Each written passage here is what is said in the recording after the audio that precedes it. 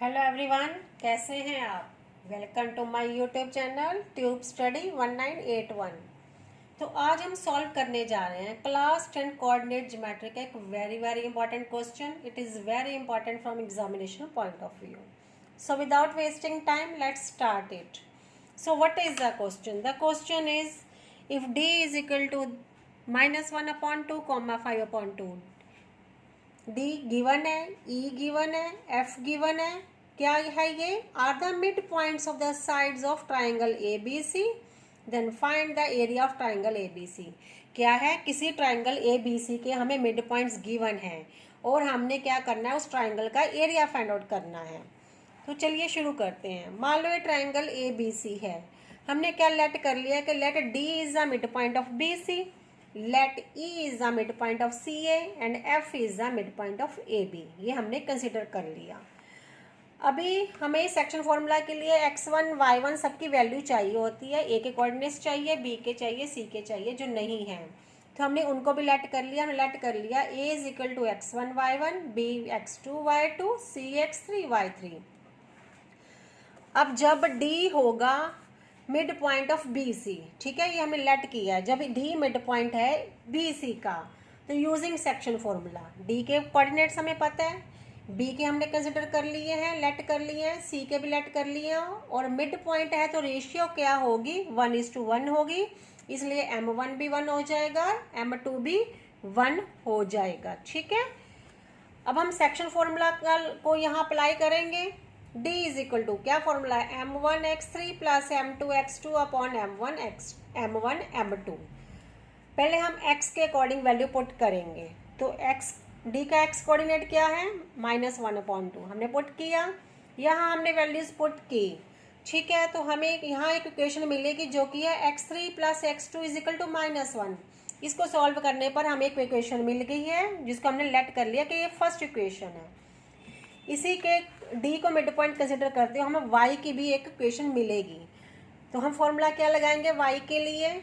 d is equal to m1 y3 plus m2 y2 upon m1 m2। अब y की क्या value है? y coordinate की value है 5/2। यहाँ हमने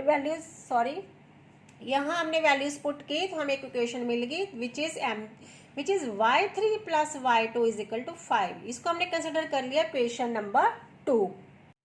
अभी हमने D को कंसिडर किया था मिड पॉइंट। अब हम क्या करते हैं? When E is the mid point of C A, हमने माना था कि हमने E को मिड पॉइंट मान लिया है सी ए का, तो हमें E के कोऑर्डिनेट पता है, C के हमने लेट किए थे, A के भी हमने लेट किए थे।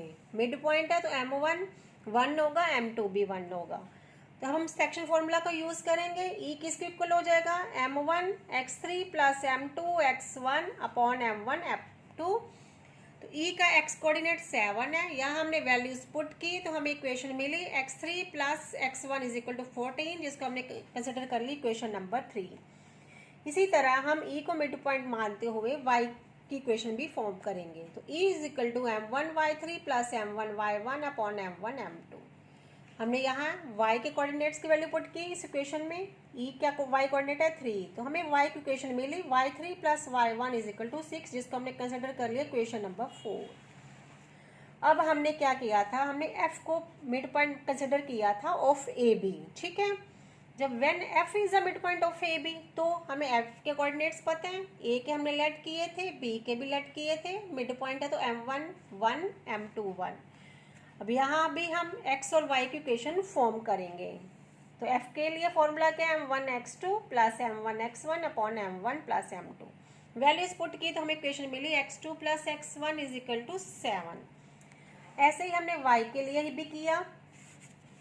f is equal to m1 y2 plus m1 y1 upon m1 plus m2। तो f का y कोऑर्डिनेट की वैल्यू पुट की, यहाँ फॉर्मूला अप्लाई किया तो क्या मिला हमें? y2 plus y1 is equal to 7। हमें एक और इक्वेशन मिली है y की, जिसको हमने कंसिडर कर लिया इक्वेशन नंबर 6। अभी हमें कुल मिलाकर x के 3 इक्वेशंस मिली हैं और हमें 3 इक्वेशंस ही y के लिए भी मिली हैं। तो हम क्या करेंगे? x की सभी इक्वेशंस को एक साथ ऐड कर देंगे। तो ऑन एडिंग इक्वेशन 1 3 एंड 5 जो कि इक्वेशंस हैं x की, सभी इक्वेशंस को ऐड करने पर हमें एक इक्वेशन फिर से मिलेगी जो कि x1 plus x2 plus x3 is equal to 10। ठीक है, अभी ऐसे ही हमने y की जितनी इक्वेशंस हमें मिली थी हमने उनको भी ऐड कर देना है।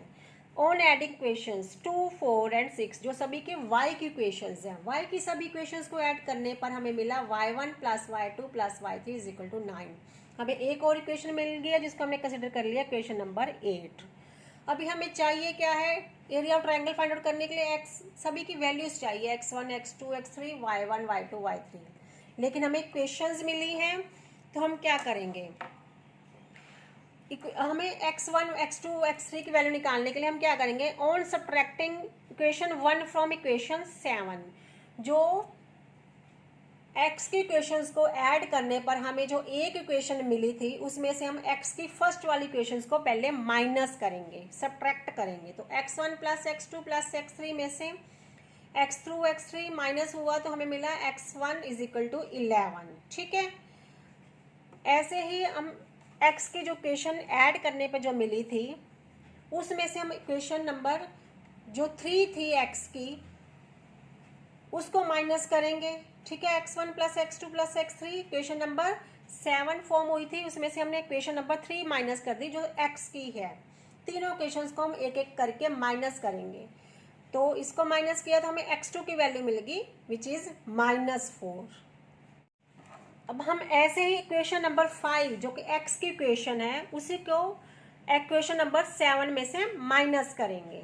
तो x1 plus x2 plus x3 minus equation number 5 थी x2 प्लस x1 10 माइनस 7 तो हमें x3 की वैल्यू मिलेगी 3। ठीक है, अब जो हमने x के साथ किया है वही हम y के साथ भी करेंगे।